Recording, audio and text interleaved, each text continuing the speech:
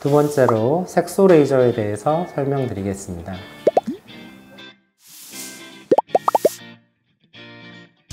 말로 하기 힘들 정도로 너무나 다양한 장비와 기계들이 있는데요. 기본적으로 색소 레이저의 원리를 생각해 봤을 때 우리가 이제 색소 레이저에서 나오는 빛은 우리가 무지개를 생각해 보시면 무지개의 빨주노초 파남보 색깔에서 그 색깔들이 각기 다르게 보이는 이유가 그 색깔들의 고유의 파장이 다르기 때문에 나타나는 현상이라고 생각하시면 되는데요.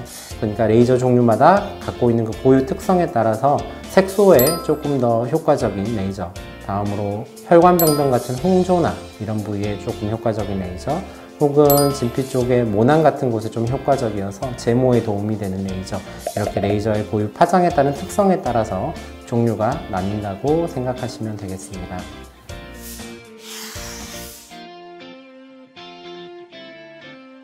얼굴에 있는 그런 색소 병변이 단순한 일광 잡티인지 혹은 검버섯 같은 병변인지 이런 것인지 이제 감별을 하고 나서 거기에 적절한 레이저 치료를 받는 것이 중요하겠는데요. 표피성 일광 잡티라든가 검버섯 같은 경우에는 우리가 XLV 레이저 혹은 젠틀맥스 같은 레이저로 효과적으로 제거할 수 있고, 검버섯 같은 경우에는 우리가 그런 색소 레이저로 제거를 하기도 하지만 우리가 점을 제거할 때 사용하는 어분야그라든가 이산화탄소 레이저 같은 걸로도 이렇게 벗겨냄으로써 제거가 충분히 가능하겠습니다. 그리고 주근깨 같은 병변은 우리가 고전적으로 예전부터 사용해왔던 IPL 같은 레이저로도 효과적으로 제거할 수 있고, 혹은 우리가 Q-스위치 엔디아그라고 하는 그런 레이저로도 효과적으로 주근깨 제거가 가능하겠습니다.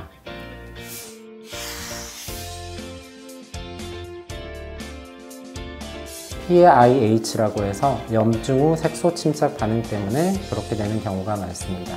이 염증 후 색소 침착이 일어나는 이유는 색소를 만들어내는 멜라닌 세포의 과도한 활성이 그 원인인 것으로 생각되어지고 있습니다. PAIH가 생길 만한 환자들을 미리 어느 정도 예측할 수 있는 기준이 있는데요.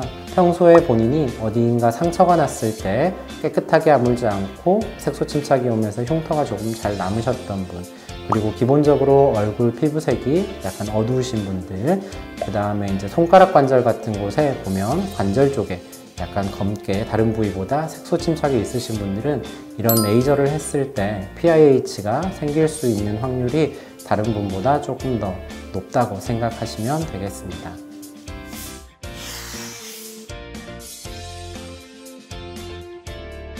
화상이나 외상 후에 피부에 생기는 색소 침착도 역시 염증 후 색소 침착이라고 할 수 있는데요.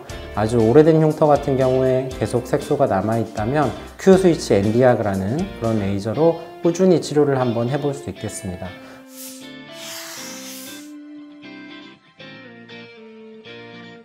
색소 레이저를 받으신 후에 피부에 수포가 생긴다거나 하는 것이 관찰되시면 반드시 병원에 찾아가셔서 적절한 조치를 받으시는 게 중요하겠습니다.